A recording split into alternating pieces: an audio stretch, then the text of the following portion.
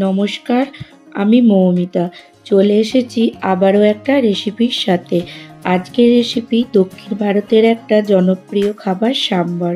এইভাবে খুব সহজেই বাড়িতে বানিয়ে নিতে পারেন।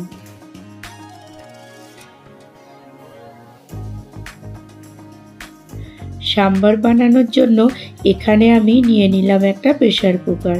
এবার এর মধ্যে দিয়ে দেব আগে থেকে ধুয়ে রাখা 200 গ্রাম অড়হর ডাল।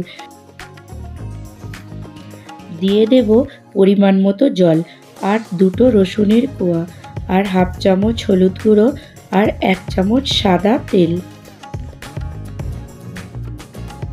এইবারে কুকারের ঢাকনটা লাগিয়ে 4টে সিটি আসা অবধি অপেক্ষা করব। এখানে ডালটা সিদ্ধ হয়ে গেছে। ডালটা একটু গুলিয়ে নিয়ে এর মধ্যে জল দিয়ে দেব। এখানে একটা পাত্র নিয়ে নিলাম। পাত্রের মধ্যে দিয়ে দিলাম কিছুটা সাদা তেল। তেল একটু গরম হলে এর মধ্যে দিয়ে দেব 1/4 চামচ হিং, 2টো তেজপাতা, 2টো শুকনো লঙ্কা, হাফ চামচ সর্ষে, হাফ চামচ জিরে আর হাফ চামচ মেথি। ফোড়নটা ভাজা হতে হতে এখানে 7-8 কোয়া রসুন আর 6টা কাঁচা লঙ্কা বেটে নেব। ফোড়নটা এখানে ভাজা হয়ে গেছে। এইবারে দিয়ে দেব 1 বাটি সাম্বারের ছোট পেঁয়াজ আর কেটে রাখা 2টো টমেটো, কেটে রাখা লাউ, বিনের, সজনে ডাঁটা, বেগুন। ভালো করে নাড়াচাড়া করে ভেজে নেব।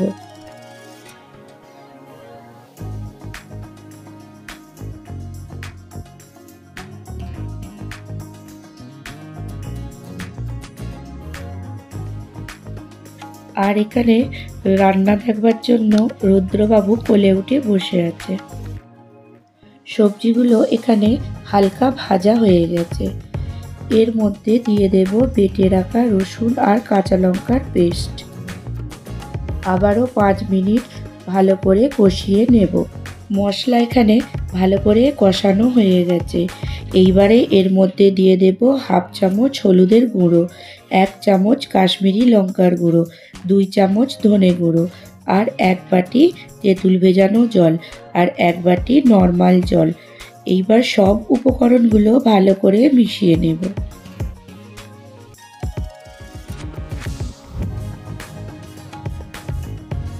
ভালো করে মিশিয়ে নিয়ে সিদ্ধ করে রাখা ডালটা এর মধ্যে ঢেলে দেব আর দিয়ে দেব কিছু পরিমাণ জল আর পরিমাণ মতো লবণ।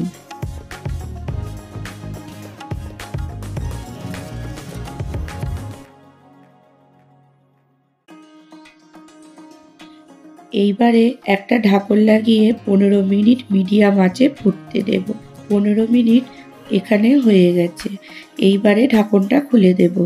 সবজিগুলো ভালোভাবে সিদ্ধ হয়ে গেছে। এইবারে এর মধ্যে দিয়ে দেব 2 চামচ সাম্বার মশলা।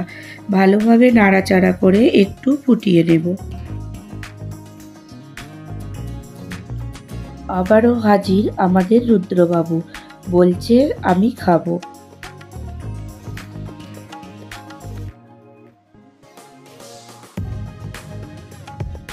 ডালটা আবারও ভালোভাবে ফুটে গেছে। এর মধ্যে দিয়ে দেব 1.5 চামচ গুড় আর ধনেপাতার কুচি।